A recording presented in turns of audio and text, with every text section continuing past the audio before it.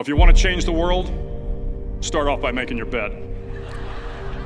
If you make your bed every morning, you will have accomplished the first task of the day.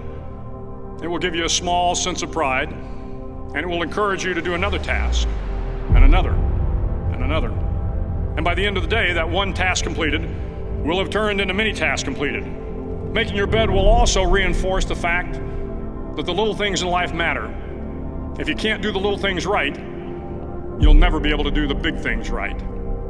And if by chance you have a miserable day, you will come home to a bed that is made, that you made.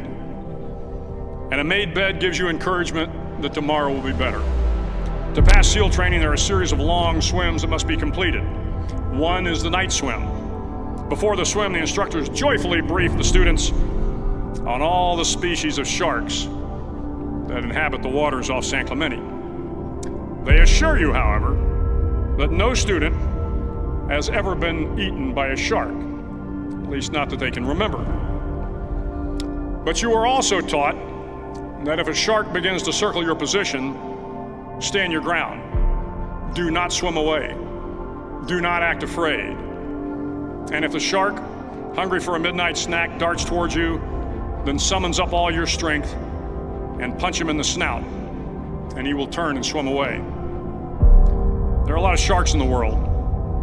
If you hope to complete the swim, you will have to deal with them. So if you want to change the world, don't back down from the sharks. Over a few weeks of difficult training, my SEAL class, which started with 150 men, was down to just 42. There were now 6 boat crews of 7 men each. I was in the boat with the tall guys, but the best boat crew we had was made up of the little guys, the Munchkin crew, we called them. No one was over 5'5". The Munchkin boat crew had 1 American Indian, 1 African American, 1 Polish American, 1 Greek American, 1 Italian American, and 2 tough kids from the Midwest.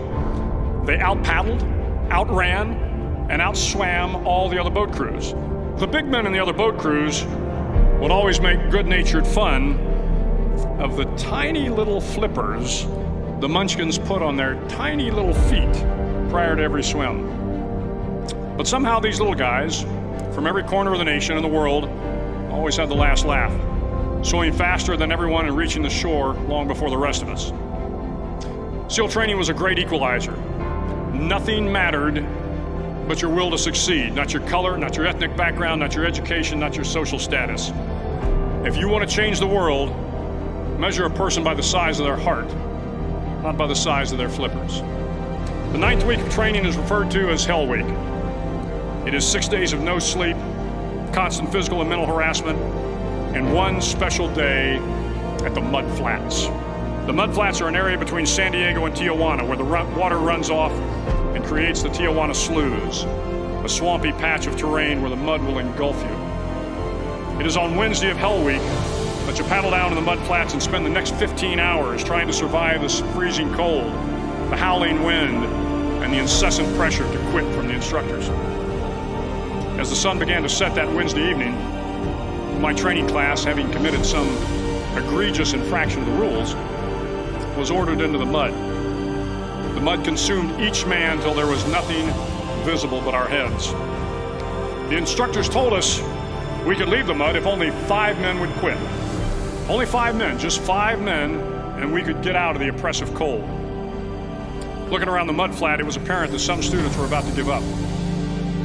It was still over 8 hours till the sun came up. 8 more hours of bone-chilling cold. The chattering teeth and the shivering moans of the trainees were so loud, it was hard to hear anything. And then one voice began to echo through the night. One voice raised in song. The song was terribly out of tune, but sung with great enthusiasm.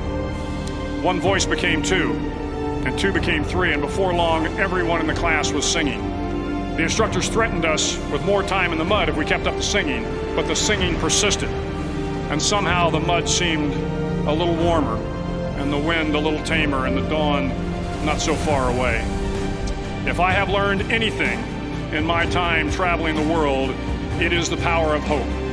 The power of one person, a Washington, a Lincoln, King, Mandela, and even a young girl from Pakistan, Malala. One person can change the world by giving people hope. So if you want to change the world, start each day with a task completed. Find someone to help you through life. Respect everyone. Know that life is not fair and that you will fail often. But if you take some risks, step up when the times are the toughest, face down the bullies, lift up the downtrodden, and never ever give up. If you do these things, the next generation and the generations that follow will live in a world far better than the one we have today. And what started here will indeed have changed the world for the better.